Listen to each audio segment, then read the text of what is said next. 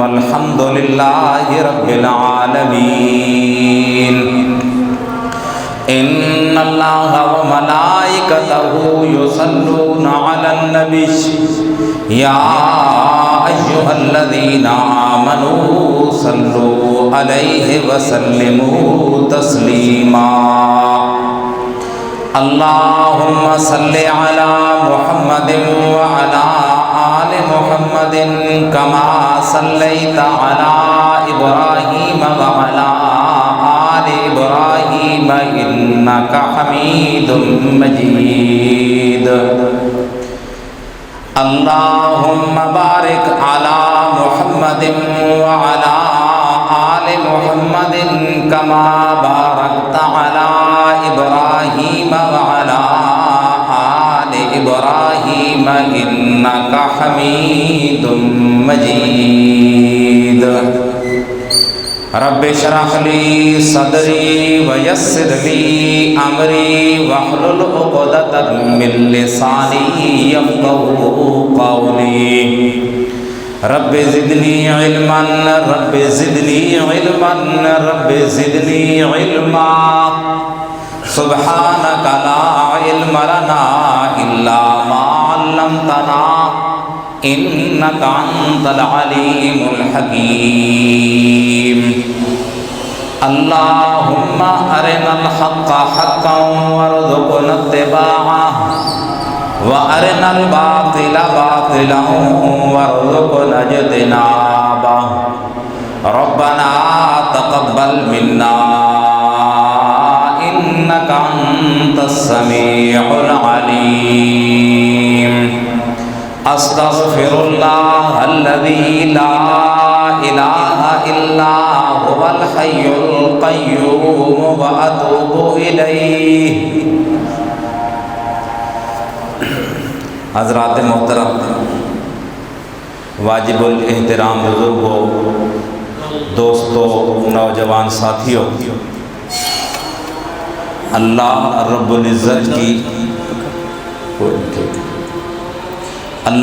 العزت کی آخری لاریب بیعیب کتاب قرآن مجید فرقان حمید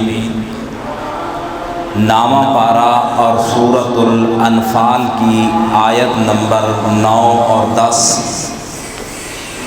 اور امام الانبیاء رحمت کائنات سید الاولین والآخرین خاتم النبیین سیدنا محمد الرسول اللہ صلی اللہ علیہ وسلم کے ذخیرہ فرامین میں سے ایک حدیث مبارکہ کا کچھ حصہ آپ حضرات کے سامنے تلاوت کیا گیا ہے۔ دعا ہے کہ اللہ رب العزت محض اپنی رضا کی خاطر قرآن و سنت کے مطابق حق اور سچ بیان کر سکنے کی توفیق عطا فرمائے۔ اس کے بعد بیان کرنا اور سننا اللہ رب العزت اپنی بارگاہ میں قبول فرما کے ہمارے لیے ذریعہ نجات بنائے، اور اللہ رب العزت ہم سب کو قرآن و سنت کے مطابق عقیدہ بنا کر عمل کرنے کی توفیق عطا فرمائے۔ اور سب سے بڑی غرض و غایت یہ ہے کہ اللہ رب العزت کی ذات راضی ہو جائے۔ رمضان المبارک کا مہینہ یہ تمام مہینوں کا سردار مہینہ ہے اور بڑی تیزی کے ساتھ گزرتا جا رہا ہے، نصف سے اوپر ہو چکا ہے۔ آج رمضان المبارک کی 16 تاریخ ہے، سب حضرات کے علم میں ہے، اور آنے والے کل رمضان المبارک کی 17 تاریخ ہوگی۔ رمضان المبارک کی 17 تاریخ ہجرت کے دوسرے سال تاریخ اسلام کا ایک عظیم معرکہ پیش آیا، جس کو قرآن نے یوم الفرقان کا نام دیا ہے، کہ وہ ایسا دن ہے جو حق اور باطل کے درمیان فیصلے کا دن ہے۔ یوم بدر جو اسلام اور کفر کی پہلی لڑائی ہے، پہلی جنگ ہے، تو اس مناسبت سے ارادہ یہ ہے کہ آج کی گفتگو میں اس معرکہ حق واقعہ بدر کا کچھ مختصر تذکرہ کیا جائے۔ یہ سورۃ انفال کی آیات ہیں، اس میں اللہ رب العزت واقعہ بدر کو بیان کر رہے ہیں۔ ویسے سورۃ انفال جو ہے اس کا مضمون مال غنیمت کی تقسیم اور قوانین جنگ۔ مال غنیمت وہ مال ہوتا ہے جب مسلمان اللہ کی دین کی سربلندی کے لیے جہاد کرتے ہیں تو کفار کا جو مال مسلمانوں کے قبضے میں آتا ہے اس کو مال غنیمت کہا جاتا ہے۔ اور نبی مکرم امام الانبیاء رحمت کائنات صلی اللہ علیہ وسلم نے ارشاد فرمایا، اوتیت بست لم یؤتہن قبلی، کہ اللہ تعالیٰ نے مجھے 6 چیزیں ایسی عطا فرمائی ہیں جو مجھ سے پہلے کسی اور نبی کو نہیں ملی، اور ان میں سے ایک ہے احلت لی الغنائم، کہ اللہ رب العزت نے میرے لیے مال غنیمت کو حلال قرار دے دیا ہے۔ پہلی شریعتوں میں مال غنیمت حلال نہیں تھا۔ جو مال کفار کا مسلمانوں کے قبضے میں آ جاتا اس کو استعمال کرنے کی اجازت نہیں تھی۔ حکم یہ تھا کہ ایک کھلے میدان میں وہ مال جمع کر دیا جاتا، اللہ تعالیٰ آسمان سے آگ بھیجتے، اس کو جلا دیتے، وہ ختم ہو جاتا۔ اور یہ نبی کریم صلی اللہ علیہ وسلم کی خصوصیت ہے کہ جو مال کفار کا جنگ کے اندر جہاد میں مسلمانوں کے قبضے میں آئے گا اس کو مسلمانوں میں تقسیم کر دیا جائے گا۔ کیسے تقسیم کیا جائے گا؟ اس سورۃ انفال کے اندر اللہ تعالیٰ نے 12 اصول، 12 قانون بیان کیے ہیں کہ مال غنیمت کی تقسیم کا حق اللہ کو ہے۔ تفصیل کا وقت نہیں ہے تو 10ویں پارے کی بالکل ابتدائی آیت ہے، وَاعْلَمُوا أَنَّمَا غَنِمْتُم مِّن شَيْءٍ فَأَنَّ لِلَّهِ خُمُسَهُ وَلِلرَّسُولِ وَلِذِي الْقُرْبَىٰ، کہ مال غنیمت جو ہے اس کا 5واں حصہ اللہ اور اس کے رسول کا ہے۔ مال غنیمت کا 5واں حصہ اللہ اور اس کے رسول کا، باقی جتنے مال بچ جائے گا 4 حصے وہ مجاہدین میں تقسیم کر دیا جائے گا۔ تو اس کا تفصیل کے ساتھ حدیث کے اندر تفصیل کا طریقہ کار ہے کہ جو مجاہد اکیلا آئے گا، یعنی اس کے ساتھ اس کا اپنا گھوڑا نہیں ہوگا، اس کو 1 حصہ ملے گا۔ جو مجاہد اپنے گھوڑے سمیت آئے گا اس کو ڈبل ملے گا۔ برکت تو اس صورت کے اندر مال غنیمت کے اصول کے بارے میں 12 احکام اور جہاد کے 12 قانون اللہ تعالیٰ نے بیان فرمائے ہیں۔ برکت تو جنگ بدر یہ پہلی جنگ تھی، اس جنگ میں مال غنیمت مسلمانوں کو ملا تھا، تو اس وجہ سے اس سورت کا خصوصی مضمون یہی ہے۔ تو اللہ تعالیٰ فرماتے ہیں مال غنیمت کی تقسیم کا حق مجھے ہے، کسی اور کو۔ اس کی اللہ نے 12 وجوہات ذکر کی ہیں۔ تو یہ جنگ معرکہ بدر کیسے پیش آیا اس کا تھوڑا سا پس منظر ذکر کرتا ہوں۔ امام الانبیاء رحمت کائنات سیدنا محمد الرسول اللہ صلی اللہ علیہ وسلم کہاں پیدا ہوئے؟ مکہ مکرمہ میں۔ اور مکہ مکرمہ میں پیدا ہوئے اور نبوت ملنے سے پہلے آپ نے 40 سال کی زندگی مکے میں گزاری۔ 40 سال کی عمر میں آپ کو نبوت کا تاج پہنایا گیا، اور یہ جو مکے کا معاشرہ تھا، حالات ایسے تھے، اللہ تعالیٰ ایک مقام پہ ارشاد فرماتے ہیں ظلمات بعضها فوق بعض، ظلمات بعضها فوق بعض اذا اخرج يده لم يكاد يراها۔ اندھیرے پر اندھیرا چھایا ہوا تھا، کوئی اپنا ہاتھ نکالتا اتھے ہاتھ نظر نہ آتا۔ کفر کا اندھیرا، جہالت کا اندھیرا، رسومات کا اندھیرا، لڑائی جھگڑے، فتنہ فساد۔ اللہ تعالیٰ ایک مقام پہ فرماتے ہیں، چوتھے پارے کا دوسرا رکوع ہے، سورۃ آل عمران ہے، اذکروا نعمت اللہ علیکم اذ کنتم اعداء فالف بین قلوبکم فاصبحتم بنعمتہ اخوانا۔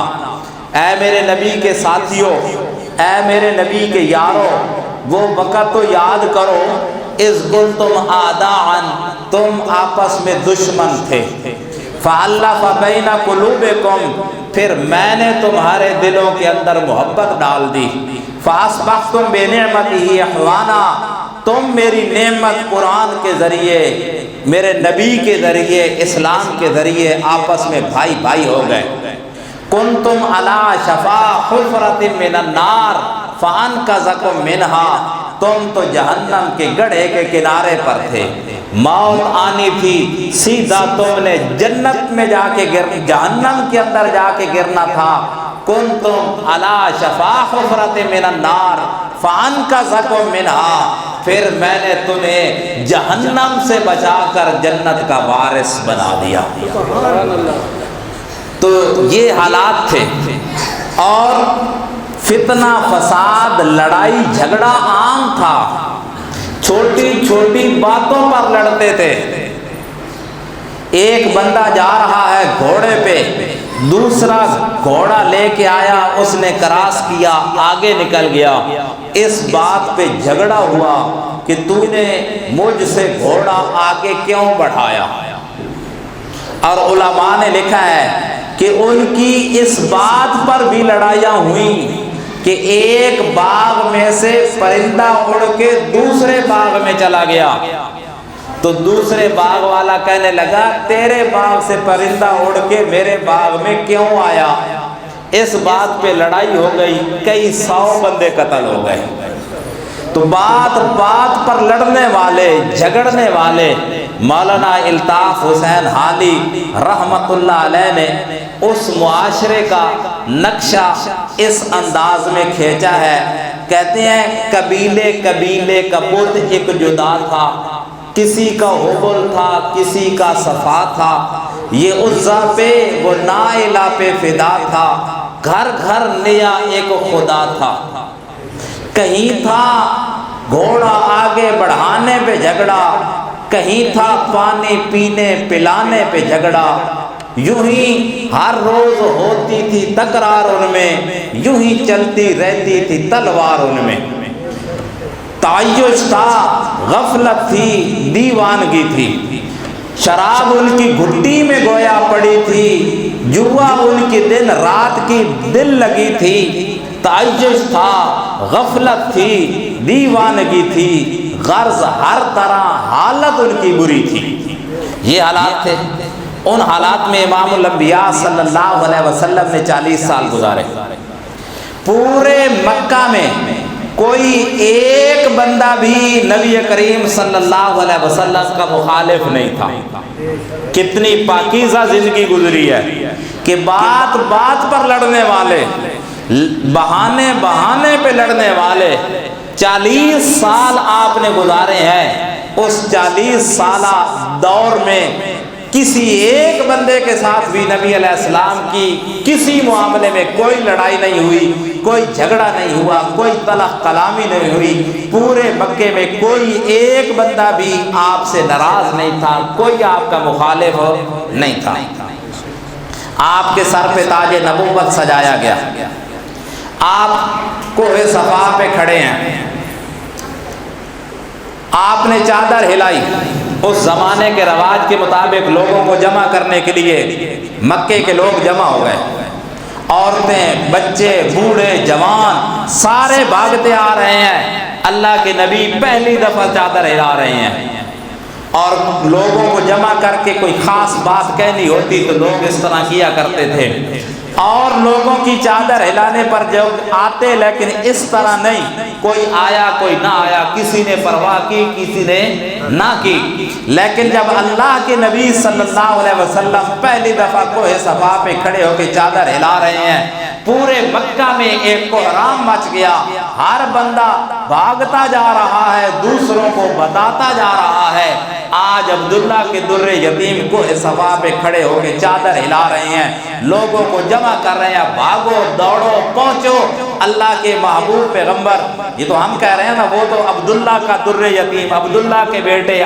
محمد ابن عبداللہ آج لوگوں کو بلا رہے ہیں، آؤ اللہ کے پیغمبر صلی اللہ علیہ وسلم کی بات سنیں، آپ کیا کہنا چاہتے ہیں۔ لوگ جمع ہوئے، امام الانبیاء صلی اللہ علیہ وسلم نے فرمایا لَقَدْ لَبِثْتُ فِيكُمْ عُمُرًا مِّن قَبْلِي، اے مکہ والو میں نے زندگی کی 40 بہاریں تمہارے اندر گزاری ہیں، 40 سال کا عرصہ ایک لمبا زمانہ تم میں گزارا ہے، حال وجدتمونی صادقا او کاذبا، بتاؤ میرا کردار کیسا ہے، میری زندگی تم کیسے پاتے ہو، میری زندگی کی سفید چادر پر تمہیں کوئی داغ نظر آتا ہے؟ سب لوگ بیک زباں ہو کر بولے جربنا لک مرارا ما وجدنا فیک الا صادقا، اے عبداللہ کے در یتیم ہم نے تجھے بار بار آزمایا، ہمیں سچ کے علاوہ کچھ اور نظر نہیں آیا،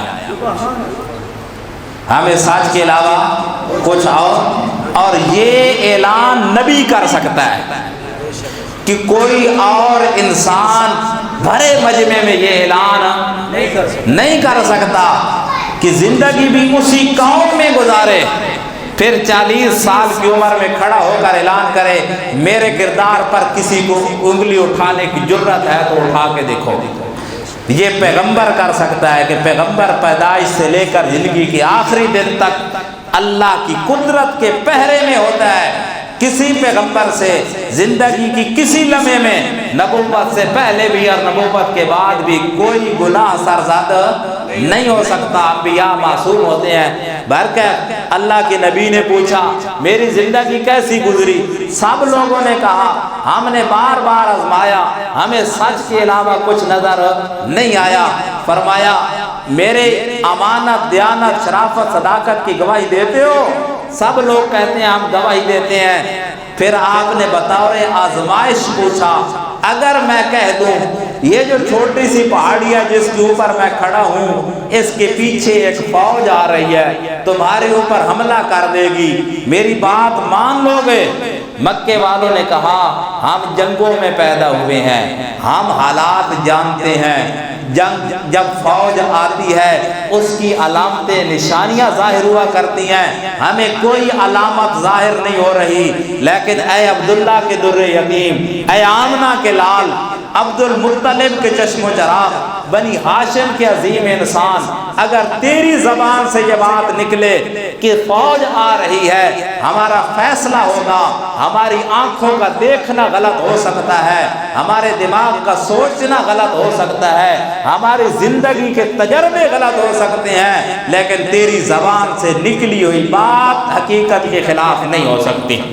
تیری صداقت میں ہمیں اتنا اعتماد ہے، اتنا یقین ہے کہ تو اتنا سچا ہے کہ ہمارا فیصلہ ہوگا کہ ہم اپنی زندگی کے تجربوں کو جھوٹا کہہ دیں گے، آنکھوں کا دیکھنا جھوٹا کہہ دیں گے، دماغ کا سوچنا جھوٹا کہہ دیں گے، لیکن تیری بات کو جھوٹا کہنے کی ہمارے اندر جرت نہیں ہے۔ کہ تو صداقت کا لمبردار ہے، تیری زبان سے نکلی ہوئی ہر بات سچی ہوتی ہے۔ تو اللہ کے نبی نے فرمایا اگر میری بات پر اتنا تمہیں یقین ہے کہ میں سچ بولتا ہوں تو آج ایک پیغام لے کے آیا ہوں جو اس کائنات کا سب سے بڑا سچ ہے، اور ایک جملہ ایک کلمہ تمہارے سامنے پیش کرتا ہوں، اگر تم اس کو مان لو گے تو عرب و عجم تمہارے غلام بن جائیں گے۔ لوگوں نے کہا بتائیے کیا کہنا چاہتے ہو؟ تو اللہ کے نبی صلی اللہ علیہ وسلم نے فرمایا قولوا لا الہ الا اللہ تفلحوا، کہو کہ اللہ کے علاوہ کوئی اور الہ نہیں، کوئی اور نفع نقصان کا مالک نہیں، کوئی اور عزت ذلت کا مالک نہیں، کوئی اور ہر کسی کے حالات کو جاننے والا نہیں، کوئی اور ہر کسی کی پکاریں سننے والا نہیں، کوئی اور نظر نیاز منت منوتی چڑھاوے کے لائق نہیں، کوئی اور سجدوں کے لائق نہیں، عبادتوں کے لائق نہیں، حاجتیں پوری کرنے والا نہیں، کوئی اور کھوٹی قسمتیں کھری کرنے والا نہیں، کوئی اور لجپال غوث اعظم داتا دستگیر نہیں، ہر ایک کی جھولی بھرنے والا ہے تو صرف ایک اللہ ہے۔ یہ بات مان لو، کامیابیاں تمہارے قدم چومیں گی۔ سب سے پہلا پتھر آپ کے چچا نے مارا اور گالی دی، کہنے لگا تبن لک سائر الیوم الہذا جمعتنا الہذا دعوتنا، تیرا سارا دن تباہ ہو۔ ترجمہ کرتے ہوئے دل کانپتا ہے، کتنے سخت الفاظ کہے اس لعین نے، بدبخت انسان نے۔ تو نے اس لیے جمع کیا، اس لیے اکٹھا کیا، یہی کہنا چاہتا تھا؟ پتھر مارا، گالی دی، اور باقی سردار اس کے ہمنوا ہوئے۔ سورۃ صاد ہے، 23واں پارہ ہے، سورۃ صاد کا پہلا رکوع ہے۔ اللہ تعالیٰ ارشاد فرماتے ہیں وَعَجِبُوا أَنْ جَاءَهُمْ مُنذِرٌ مِّنْهُمْ وَقَالَ الْكَافِرُونَ هَٰذَا سَاحِرٌ كَذَّابٌ، بڑے عجیب الفاظ ہیں۔ وَعَجِبُوا أَنْ جَاءَهُمْ مُنذِرٌ مِّنْهُمْ وَقَالَ الْكَافِرُونَ هَٰذَا سَاحِرٌ كَذَّابٌ، تعجب کرنے لگے وہ لوگ جن کے پاس ایک ڈرانے والا انہی میں سے آیا۔ وَقَالَ الْكَافِرُونَ هَٰذَا سَاحِرٌ كَذَّابٌ، وہ کافر کہنے لگے یہ جادوگر ہے، کذاب ہے۔ کذاب کا معنی ہوتا ہے مبالغے کا صیغہ ہے، ایسا جھوٹا انسان جس نے زندگی میں کبھی سچ نہ بولا ہو۔ کس کو کہہ رہے ہیں؟ جس کے بارے میں ابھی تھوڑی دیر پہلے کہا تھا ہماری زندگی کے تجربے غلط ہو سکتے ہیں، ہماری آنکھوں کا دیکھنا غلط ہو سکتا ہے، ہمارا دماغ کا سوچنا غلط ہو سکتا ہے، لیکن تیری زبان سے نکلی ہوئی بات حقیقت کے خلاف نہیں ہو سکتی، تو اتنا سچا ہے۔ اسی کے بارے میں کہہ رہے ہیں ھذا ساحر کذاب۔ کیوں؟ کس وجہ سے اتنا سخت فتویٰ لگایا؟ اجعل الآلہۃ الہا واحدا، اس نے سارے الہوں کا ایک ہی الہ بنا دیا ہے۔ ان ھذا لشیء عجاب، یہ بڑی عجیب بات ہے۔ وانطلق الملأ منہم، وہاں سے سردار چل پڑے اور دوسروں کو کہنے لگے انمشو، چلو چلو، ان کی باتیں نہ سنو، وَاصْبِرُوا عَلَىٰ آلِهَتِكُمْ، اپنے الہوں پر ڈٹے رہنا، اور وہ جو تم نے لات منات عزا ہبل حضرت ابراہیم اسماعیل کے بت بنا کے رکھے ہوئے ہیں ان کو چھوڑنا۔ یہ پہلا دن ہے، مخالفت ہوئی۔ یہاں ایک بات کی وضاحت ہو سکتا ہے، بعض اوقات ہوتا ہے چچے بھتیجے کی آپس میں مخالفت ہوتی ہے، چاچا اور بھتیجا آپس میں ایک دوسرے کے کسی بات سے مخالف ہیں، وہ بہانہ تلاش کر رہے ہوتے ہیں کہ کوئی موقع ملے کہ تاکہ ہم اس مخالفت کو ظاہر کریں۔ تو ہو سکتا ہے چچا اس وجہ سے پہلے سے مخالف ہو، نہیں، ایسی بات نہیں ہے۔ چچا وہ ہے جس نے آپ کی پیدائش پہ لونڈی آزاد کر کے خوشی منائی تھی، اور پھر نبی کریم صلی اللہ علیہ وسلم کے ساتھ نبوت سے پہلے کی زندگی میں بہت قریبی تعلقات رہے ہیں۔ نبی مکرم صلی اللہ علیہ وسلم کی 2 بیٹیاں اس کے 2 بیٹوں کے نکاح میں ہیں۔ نبوت ملنے سے پہلے رقیہ ام کلثوم اسی ابو لہب کے 2 بیٹوں کے نکاح میں ہیں۔ وہاں گالیاں دی، پتھر مارے، اور گھر آ کے بیٹوں کو کہتا ہے اگر تم میرا خون ہو اور میری بات مانتے ہو تو جاؤ اللہ کے نبی کو گھر جا کے ان کی بیٹیوں کو طلاق دے کے آؤ۔ دونوں بیٹے گھر آئے، اللہ کے نبی صلی اللہ علیہ وسلم کی دونوں بیٹیوں کو اکٹھی طلاق دے دی۔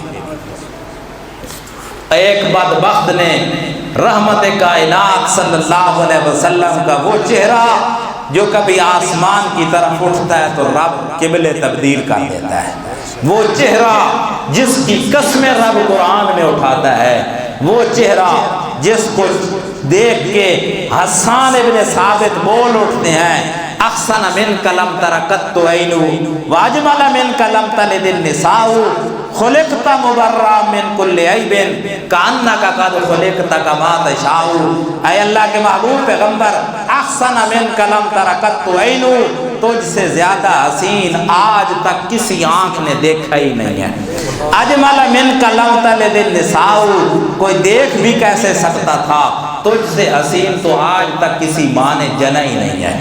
خلقت مبرا من کل عیب، آپ ہر عیب سے پاک پیدا ہوئی ہیں۔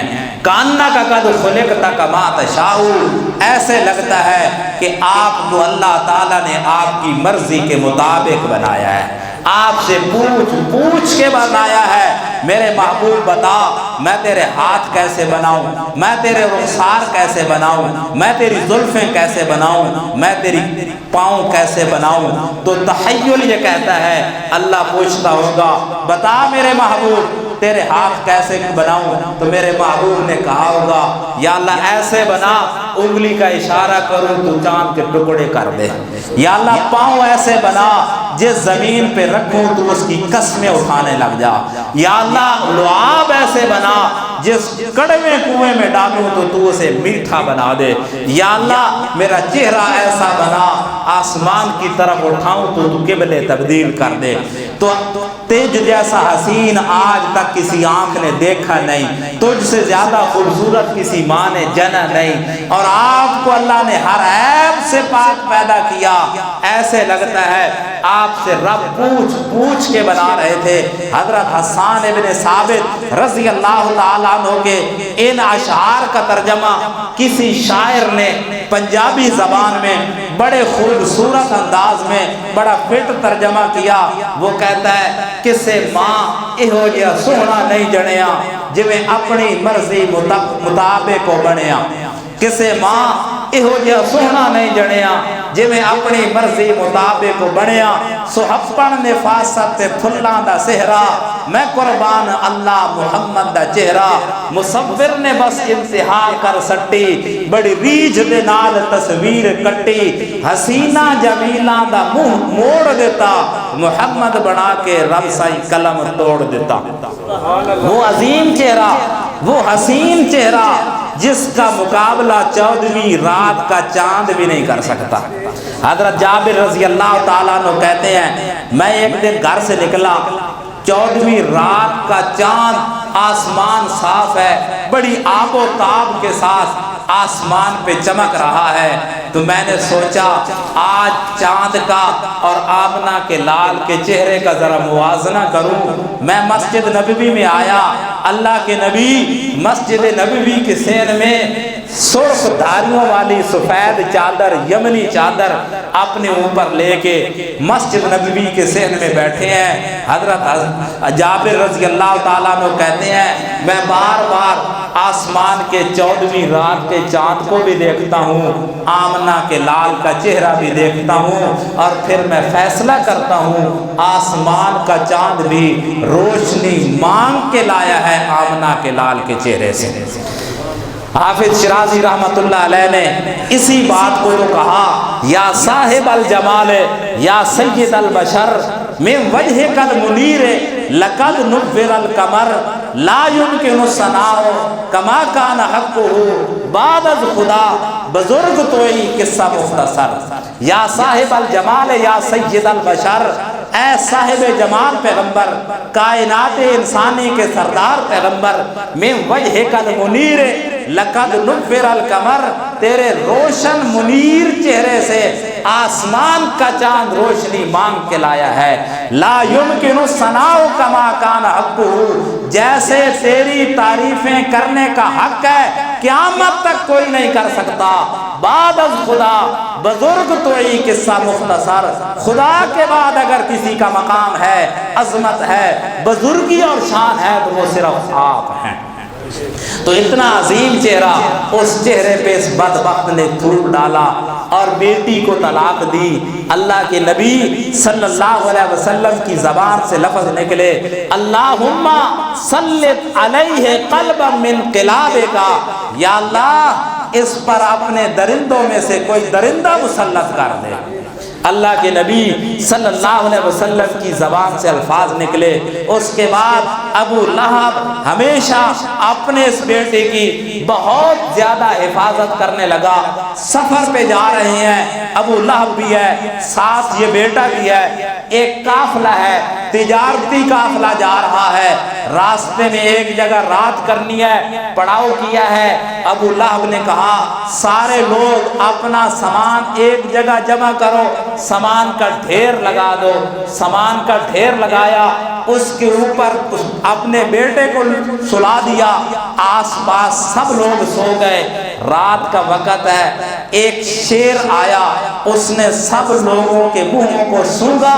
اللہ نے اس کے ذہن میں ایک بدبو ڈالی تھی کہ میرے نبی صلی اللہ علیہ وسلم کے منہ میں سے ایسی بدبو آتی ہے تو وہ سب کو سونگھتا ہے، اسے وہ بدبو محسوس نہ ہوئی۔ آخر اس نے چھلانگ لگائی، اس سامان کے ڈھیر کے اوپر چڑھ گیا اور اس بدبخت کے ٹکڑے ٹکڑے کر دیے۔ اور میرے نبی صلی اللہ علیہ وسلم کی زبان سے نکلے ہوئے الفاظ کو اللہ نے پورا کر دیا، اللہم سلط علیہ قلبا من قلابک۔ بات تمہید میں لمبی ہو گئی ہے، اصل تو میں آگے جانا چاہتا ہوں۔ تو یہ حالات مکہ میں پیدا ہوئے، آپ کو مارا گیا، ستایا گیا، گالیاں دی گئیں، راستہ روکا گیا، فتوے لگائے گئے، بیٹیوں کو طلاقیں دی گئیں، صحابہ کرام پہ ظلم ہوا، تشدد ہوا، تپتے ہوئے کوئلوں پہ لٹایا گیا، زنیرہ کی آنکھوں میں سلاخیں پھیر کر، گرم سلاخیں پھیر کر آنکھوں کی بینائی ضائع کر دی گئی۔ ابو فقیہ کی 84 سال کی عمر میں پسلیاں توڑ دی گئیں، ظلم ہوا، تشدد ہوا۔ مکہ کے چوک میں خاوند اور بیٹے کے سامنے سمیہ کے جسم کے 2 ٹکڑے کر دیے۔ ہر ظلم، ہر تشدد نبی کریم صلی اللہ علیہ وسلم اور صحابہ کرام پہ ڈھایا گیا۔ اللہ نے اجازت دی، میرے محبوب آپ مکہ چھوڑو، ہجرت کرو، مدینہ منورہ چلے جاؤ۔ اللہ کے نبی صلی اللہ علیہ وسلم صحابہ کرام ہجرت کر کے مدینہ چلے جاتے ہیں۔ جب مدینہ پہنچتے ہیں، مدینہ کے لوگوں نے آپ کا استقبال کیا، مدینہ کے لوگ آپ کے ہاتھ پر بیعت کرنے لگے، قبیلوں کے قبیلے مسلمان ہونے لگے، آپ کی جماعت میں شامل ہونے لگے، مدینہ میں آپ صلی اللہ علیہ وسلم کا اقتدار قائم ہونے لگا، لوگ آپ کے ساتھ ملنے لگے، آپ کو ظلم سے، تشدد سے نجات ملی، سکون کا سانس لیا، لوگ ملنے لگے، کلمہ پڑھنے لگے، مسلمان ہونے لگے۔ مکے والے اکٹھے ہوئے، انہوں نے آپس میں مشورہ کیا، اگر اسی طرح آپ کی جماعت بڑھتی چلی گئی، لوگ آپ کے ساتھ ملتے چلے گئے، آپ کی حکومت قائم ہو جائے گی، آپ کی جماعت قائم ہو جائے گی، آپ کا جتھا اور گروہ بن جائے گا، پھر ہم نے جو ظلم کیے ہیں تو مسلمان ہم سے ایک ایک ظلم کا بدلہ لیں گے، تو مسلمانوں کو بڑھنے نہ دو، مسلمانوں کو آگے نہ بڑھنے دو، جماعت نہ بننے دو، ان کی حکومت نہ قائم ہونے دو، کوئی ایسا طریقہ کرو کہ مسلمانوں کی یہ دن بدن بڑھتی قوت کو ختم کیا جائے۔ اب مکے والے اکٹھے ہوئے، فیصلہ یہ ہوا کہ ایک مضبوط لشکر تیار کر کے مسلمانوں پر حملہ کیا جائے۔ تو جب جنگ کی جاتی ہے اس کے لیے مال کی ضرورت ہوتی ہے، تو مال کے لیے انہوں نے یہ انتظام کیا، ہر بندہ پیسے ڈالے، تجارتی قافلہ بھیجا جائے، جو یمن جائے تجارت کر کے آئے، اور جتنا نفع ملے گا کسی کو اس میں سے لینے کا حق نہیں ہوگا، وہ سارا مال وہ سارا مال ہم جنگ پہ خرچ کریں گے، مسلمانوں پر جنگ کریں گے۔ اب 60 بندوں کا قافلہ، تجارتی قافلہ، تجارتی سامان لے کے روانہ ہو گیا۔ جب قافلہ واپس لوٹا 6 مہینے کے بعد نبی کریم صلی اللہ علیہ وسلم کو اطلاع ملی، اس قافلے نے مدینہ کے قریب سے گزرنا تھا، تو نبی کریم صلی اللہ علیہ وسلم کو اطلاع ملی ابو سفیان کا تجارتی قافلہ تجارت کر کے بڑا نفع کما کے یمن سے واپس آ رہا ہے۔ نبی پاک نے صحابہ کرام کو جمع کیا، مشورہ کیا، اس قافلے کا مقصد یہ ہے کہ وہ جتنا مال کما کے لائیں گے اس کے ذریعے ہمارے اوپر حملہ کریں گے۔ آج ہم اس قافلے کو روک لیتے ہیں، ان کا مال چھین لیتے ہیں تاکہ ان کی معیشت کمزور پڑ جائے اور یہ ہمارے اوپر حملہ نہ کر سکیں۔ تو 313 صحابہ کرام آپ کے ساتھ ہیں، 2 گھوڑے ہیں، چند تلواریں ہیں، کچھ تیر ہیں، مختصر سا سامان جنگ ہے، یہ قافلہ روکنے کے لیے جا رہے ہیں۔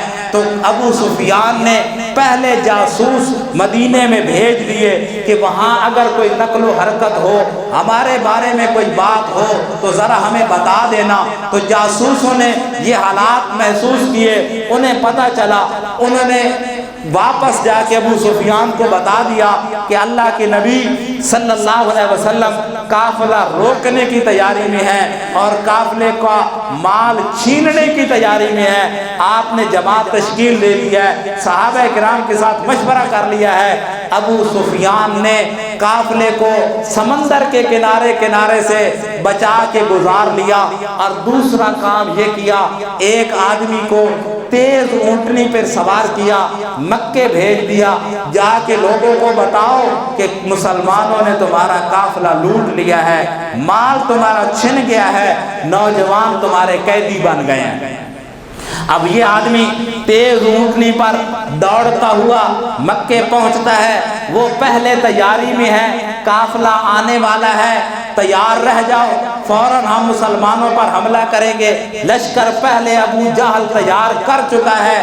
ادھر یہ بندہ مکے پہنچتا ہے، اس نے مکے میں ایک شور مچا دیا، اونٹنی کے کان چیر دیے، اپنے آپ کو لہولہان کر دیا، مکے میں شور مچا دیا، العین العین، بڑی مصیبت، لوگ جمع ہو گئے، کیا ہو گیا کیا ہو گیا؟ جب لوگ اکٹھے ہوئے، اس نے اعلان کیا، مکے والوں، آمنہ کلال نے، عبداللہ کے در یتیم نے، مسلمانوں کے پیغمبر نے تمہارے قافلے کو لوٹ لیا ہے، مال چھین لیا ہے، نوجوانوں کو قیدی بنا دیا ہے۔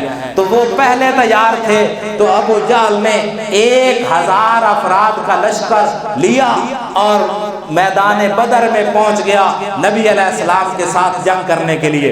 ادھر نبی علیہ السلام تو قافلہ روکنے کے لیے نکلے تھے، قافلہ نکل گیا تھا۔ نبی پاک نے صحابہ کرام سے مشورہ کیا، بتاؤ کیا کیا جائے؟ تو حضرت ابوبکر صدیق رضی اللہ تعالیٰ عنہ بولتے ہیں اور فرماتے ہیں، یا رسول اللہ، ہم آپ کے اشارے کے منتظر ہیں، آپ حکم کریں، ہم مقابلہ کرنے کے لیے تیار ہیں۔ نبی علیہ السلام نے فرمایا ٹھیک ہے، بیٹھ جائیے۔ پھر دوبارہ اللہ کے نبی بولتے ہیں، پھر حضرت ابوبکر صدیق بولتے ہیں، یا رسول اللہ، ہم تیار ہیں۔ اللہ کے نبی نے تیسری دفعہ پوچھا، پھر حضرت ابوبکر صدیق بولے، اللہ کے نبی نے چوتھی دفعہ پوچھا۔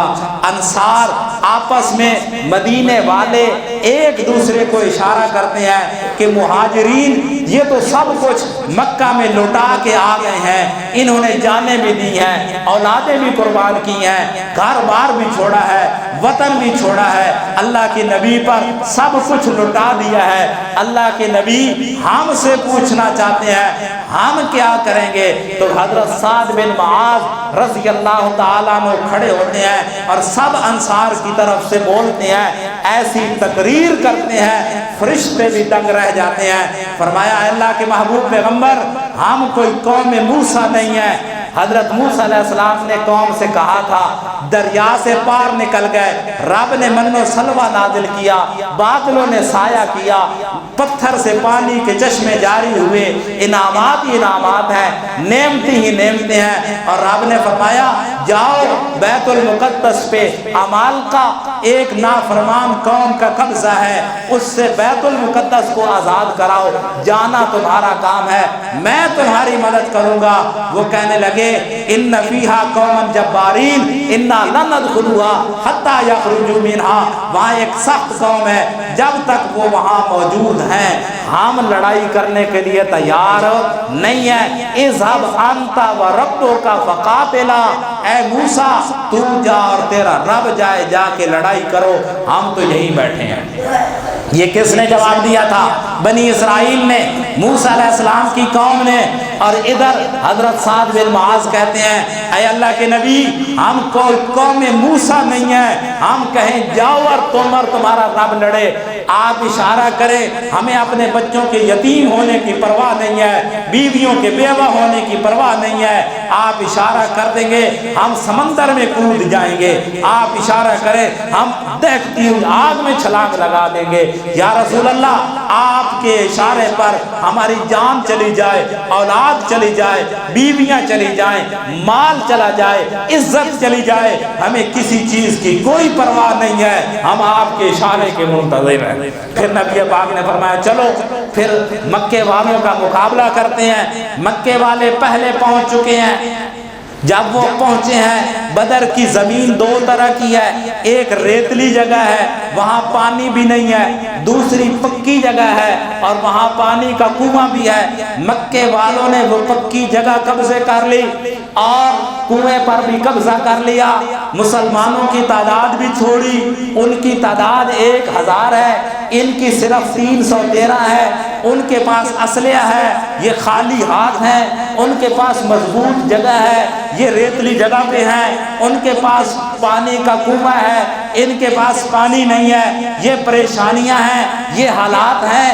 اللہ کے نبی صلی اللہ علیہ وسلم نے سر سجدے میں رکھا، ساری رات رب کے سامنے التجائیں کی، اور اللہ کے نبی صلی اللہ علیہ وسلم سر سجدے میں رکھ کے رب سے کہتے ہیں اللہم ان تہلک ہذہ العصابۃ لن تعبد فی الارض ابدا، اے اللہ میں نے 15 سال محنت کی ہے، 13 سال مکے میں اور 2 سال مدینہ میں، میری بیٹیوں کو طلاقیں دے دی گئیں، میرے راستے روکے گئے، ظلم ہوا، تشدد ہوا، ہم نے سب کچھ برداشت کیا، ہم تیری وحدانیت والے نعرے پہ یا اللہ ڈٹے رہے، 13-15 سال کی محنت کے بعد یا اللہ یہ میں نے مٹھی بھر جماعت تیار کی ہے، ان تہلک ہذہ العصابۃ لن تعبد فی الارض ابدا، یا اللہ یہ جماعت آج اگر کام آ جاتی ہے، اپنی جانوں کے نذرانے دے جاتے ہیں، لن تعبد فی الارض ابدا،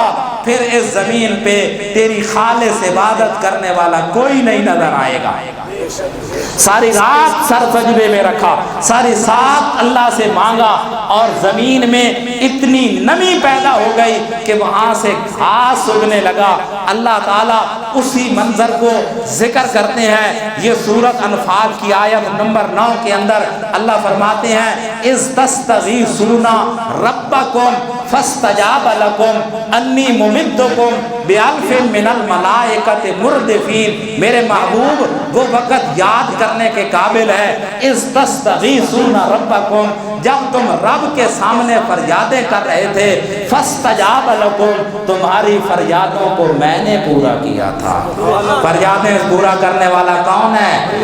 والذین تدعون من دونہ ما یملکون من قطمیر ان تدعوہم لا یسمعوا دعاءکم۔ 22واں پارہ سورۃ فاطر، اللہ فرماتے ہیں والذین تدعون من دونہ ما یملکون من قطمیر، جن کو تم رب کے علاوہ پکارتے ہو وہ کھجور کی گٹھلی کے اوپر جو باریک پردہ ہوتا ہے اس کی بھی بالغ نہیں۔ ان تدعوہم لا یسمعوا دعاءکم، اگر تم ان کو پکارو وہ تمہاری پکاریں نہیں سن سکتے۔ وَلَوْ سَمِعُوا مَا اسْتَجَابُوا لَكُمْ، اگر سن بھی لیں تو پھر بھی تمہاری فریاد کو پہنچ نہیں سکتے۔ یوم القیامت یکفرون بشرککم، کل قیامت کے دن تمہارے اس شرک کا انکار کر دیں گے۔ اور اس انکار کو اللہ نے سورۃ یونس کی آیت نمبر 28 کے اندر بیان کیا۔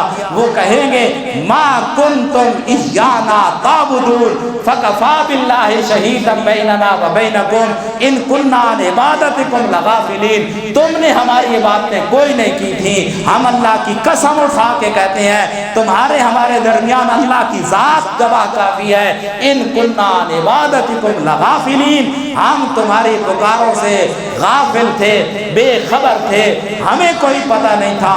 26واں پارہ پہلا صفحہ سورۃ احقاف، من اضل ممن يدعو من دون اللہ من لا يستجیب له الى یوم القیامہ وهم عن دعائهم غافلون، اس بندے سے بڑا گمراہ کائنات میں کون ہو سکتا ہے جو رب کو چھوڑ کر ان کو پکارتا ہے، لا يستجیب له الى یوم القیامہ، قیامت تک یہ پکارتا رہے، وہ اس کی فریاد کو پہنچ نہیں سکتے۔ تو یہاں اللہ فرماتے ہیں میرے محبوب استستغیثون ربکم فاستجاب لکم، جب تم رب کے سامنے فریادیں کر رہے تھے تمہاری فریادوں کو پہنچنے والا میں تھا۔ انی ممدکم بألف من الملائکۃ، آسمان سے 1000 فرشتے بھیج کر میدان بدر میں تمہاری مدد کرنے والا میں تھا۔ آگے فرمایا وما جعلہ اللہ الا بشرا ولتطمئن بہ قلوبکم، مدد کرنے میں اسباب کا محتاج نہیں ہوں، فرشتوں کا میں محتاج نہیں ہوں کہ فرشتے آئیں گے تو مدد ہوگی۔ فرمایا نہیں، یہ فرشتے میں نے اس لیے بھیجے تھے بشرا لکم، تمہارے لیے خوشخبری ہو، وَلِتَطْمَئِنَّ بِهِ قُلُوبُكُمْ، تمہارے دل مطمئن ہو جائیں۔ تو یہ میدان بدر اللہ کے نبی نے ساری رات رب سے مانگا، رب نے فریاد پوری کی، فرشتے بھیجے، مدد کی، اور اللہ تعالیٰ نے کامیابی عطا فرمائی، فتح عطا فرمائی۔ 70 کفار مارے گئے، 70 قیدی بن گئے، اور اللہ تعالیٰ نے اس دن کو یوم الفرقان کہا ہے۔ یہ حق اور باطل کے درمیان فرق کرنے والا دن ہے یہ یوم بدر 17 رمضان کو پیش آیا۔ آخری ایک بات کر کے بات ختم کرتے ہیں۔ امیر شریعت سید عطا اللہ شاہ بخاری رحمت اللہ علیہ کا ایک جملہ ہے، وہ فرماتے ہیں میں جب اپنے نبی کی عظمت دیکھتا ہوں، مقام دیکھتا ہوں، مرتبہ دیکھتا ہوں، شان دیکھتا ہوں، کتنا عظیم پیغمبر ہے، کتنی شان والا، کتنے مقام والا، کتنی عظمتوں والا، جو سارے نبیوں کا سردار، سید الاولین والآخرین، جو حوض کوثر کا ساقی، روز محشر کا شافی، لواء الحمد کا دولہا، جس کے جھنڈے کے نیچے سارے نبی کل قیامت کے دن ہوں گے، انا سید ولد آدم ولا فخرا، میں اولاد آدم کا سردار ہوں، اس پر مجھے کوئی فخر نہیں ہے، میں کل قیامت کے دن سب سے پہلے شفاعت کروں گا، میری شفاعت مانی جائے گی، انا اول اقرع باب الجنہ، سب سے پہلے جنت کا دروازہ میں کھٹکاؤں گا، مجھ سے پہلے کوئی جنت میں جانے کی طاقت نہیں رکھتا۔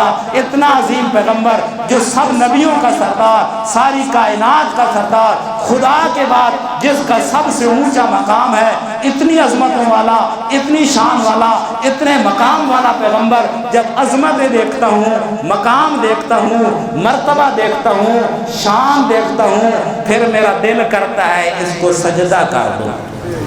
کیا دل کرتا ہے؟ عظمت دیکھوں، مقام دیکھوں، مرتبہ دیکھوں، شان دیکھوں، دل کرتا ہے اس کو سجدہ کر دوں۔ پھر جب بدر دیکھتا ہوں، وہ رات دیکھتا ہوں، ساری رات یہی عظمتوں والا پیغمبر، مقام والا پیغمبر، سید الاولین والآخرین پیغمبر کسی اور سے مانگ رہا ہے، تو پھر میرا ضمیر فیصلہ کرتا ہے کہ عطا اللہ شاہ بخاری اس نبی کے سامنے نہیں جھکنا، اس رب کے سامنے جھکنا ہے جس کے سامنے یہ پیغمبر بھی جھکتا ہے۔ استستغیثون ربکم فاستجاب لکم لکم، میرے محبوب وہ وقت یاد کرو جب میدان بدر میں تم میرے سامنے فریادیں کر رہے تھے اور میں نے تمہاری فریادوں کو پورا کیا اور میں نے 1000 فرشتے بھیج کر تمہاری مدد کی، اور فرمایا وَمَن نَّصْرُ إِلَّا مِنْ عِنْدِ اللَّهِ، اللہ کے علاوہ کوئی اور مدد کرنے والا نہیں ہے۔ یہ رمضان کا سبق ہے، یہاں اللہ تعالیٰ قرآن پاک میں رمضان کے مسائل بیان کرتے ہیں، درمیان میں یہ آیت بھی آتی ہے اِذَا سَأَلَكَ عِبَادِي أَنِّي فَإِنِّي قَرِيبٌ أُجِيبُ دَعْوَةَ الدَّاعِ إِذَا دَعَانِ، جب میرے بندے میرے بارے میں پوچھیں تو میرے محبوب بتاؤ میں قریب ہوں، ہر پکارنے والے کی پکار کو سنتا ہوں، پورا کرتا ہوں۔ سورۃ الطور ہے، 27واں پارہ ہے، سورۃ الطور کا پہلا رکوع ختم ہو رہا ہے، جنتیوں کی آپس کی گفتگو اللہ ذکر کرتے ہیں، بادشاہوں کی طرح تختوں پر بیٹھے ہوں گے، آپس میں باتیں کر رہے ہوں گے اور وہ کہیں گے انا کنا قبل فی اہلنا مشفقین، ہم نے دنیا میں رب سے ڈر ڈر کے زندگی گزاری تھی، فمن اللہ علینا وبقانا عذاب السموم، اللہ نے ہمارے اوپر احسان کیا، ہمیں جہنم کے عذاب سے بچا کر جنت کا وارث بنا دیا، اور جنت میں داخلے کا سبب کیا بنا، انا کنا من قبل ندعوہ، انا کنا من قبل ندعوہ۔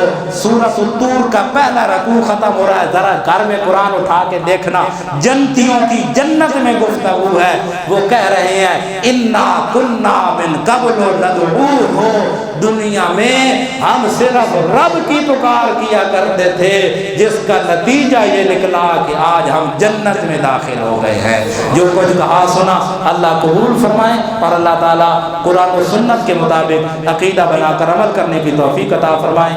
آخر دعوانا ان الحمد للہ رب العالمین۔